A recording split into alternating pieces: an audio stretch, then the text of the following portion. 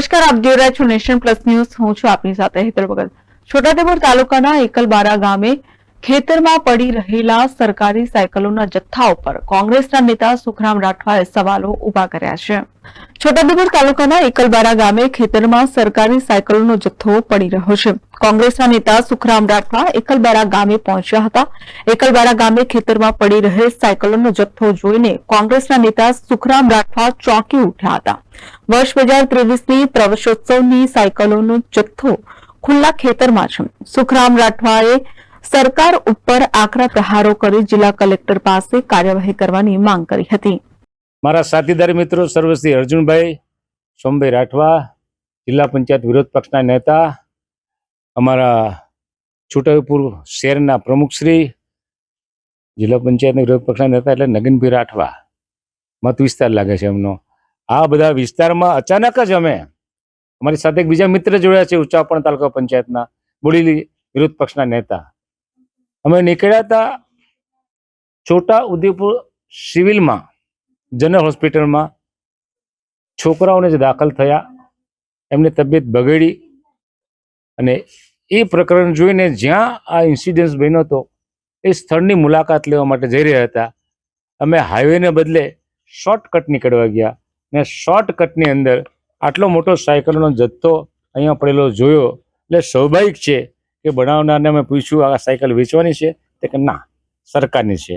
એટલે ફરી અમને આશંકા જાગી કે જીખે તો ખરા. જોયું તો 2023ના સાલની આ સાયકલો છે. શાળા પ્રવેશો વખતે આપવાની હોય છે, 5-10 દિવસ મોડું વહેલું થાય, પણ આટલા બધા બલ્ક કોટામાં સાયકલો અહીં પડી છે. એનો હેતુ એવો હશે કે છોકરાઓ નજીકના સ્થળે સાયકલ પર જઈ ને શાળામાં અભ્યાસ કરી શકે. સરકાર એસટી તો પૂરી પાડી શકતી નથી.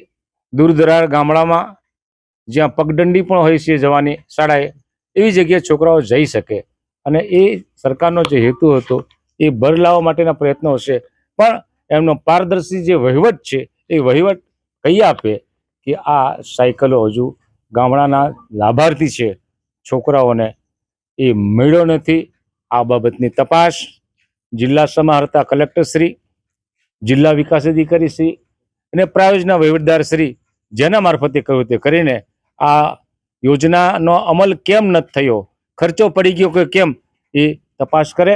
અને આ છોટાઉદેપુરનો આદિવાસી વિસ્તાર, હું તો માનું છું કે ગુજરાત રાજ્યના આવા આદિવાસી વિસ્તાર છે, ત્યાં પણ આવું જ ચાલતું છે. કોઈ એના પર કોઈ દેખરેખ રાખતું નથી. ટ્રાઇબલ સપ્લાયની ગ્રાન્ટો આદિવાસીઓનો વિકાસ માટે વપરાતી હોય તો આવી મોટી ખરીદી કરીને એમાં પૈસા ના ખર્ચતા હોય તો આ તપાસ થવી ચોક્કસ જરૂરી છે. સાયકલની શું પરિસ્થિતિ? સાયકલ ઉપર કચરો ઉપર ઉગીને નીકળ્યો છે, ધૂળ લાગેલી છે. સારું થયું કે વરસાદ થઈ ગયો એટલે ધૂળ હટી ગઈ છે. પણ તમે દેખશો, નિરીક્ષણ કરશો તો સ્ટીલનો જે ભાગ છે જેને આપણે બ્રેક કહીએ છીએ, બ્રેક મારીએ છીએ, એના પર કાટ ચડી ગયો છે. Rehan Patel, nation plus news, Chhotaudepur. સમાચારોના સતત અપડેટ મેળવવા માટે અમારી નેશન પ્લસ ન્યૂઝની યુટ્યુબ ચેનલને સબસ્ક્રાઇબ કરો, બેલ આઇકન દબાવો અને જોડાયેલા રહો ફેસબુક, ઇન્સ્ટાગ્રામ અને ટ્વિટર પર.